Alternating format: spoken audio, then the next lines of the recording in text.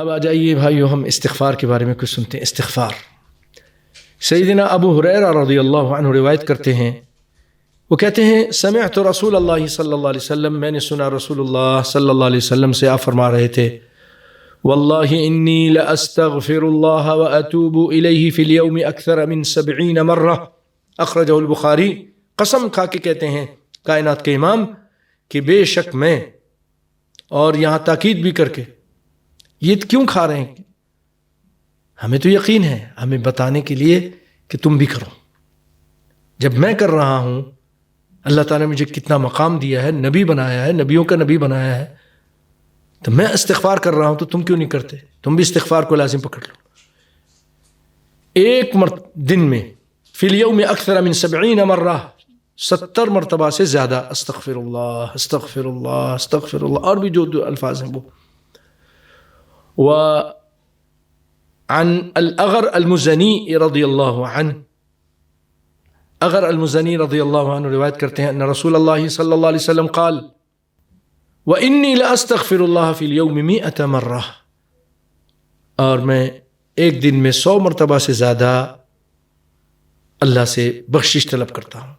اور سیدنا عبداللہ بن مسعود رضی اللہ عنہ، اچھا اس کے بارے میں جو آپ صلی اللہ علیہ وسلم فرمایا میں 100 مرتبہ استغفار کرتا ہوں، اس کو امام مسلم نے نقل کیا ہے، اس کو امام مسلم نے نقل کیا ہے. عن ابن مسعود رضی اللہ عنہ انہ سمع النبی صلی اللہ علیہ وسلم، عبداللہ بن مسعود سے روایت ہے، وہ کہتے ہیں کہ انہوں نے سنا رسول اللہ صلی اللہ علیہ وسلم کو آپ فرما رہے تھے من قال استغفر اللہ الذی لا الہ الا هو الحی القیوم واتوب الیہ یقولها 3 غفر له وان كان فارا من الزحف.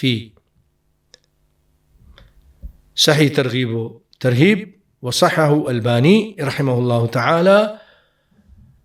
آپ فرما رہے تھے کہ جس نے کہا استغفر اللہ الذی لا الہ الا هو الحی القیوم واتوب الیہ، تھوڑے سے الفاظ ہیں لیکن توحید کے ساتھ ہے، استغفار توحید کے ساتھ ہے.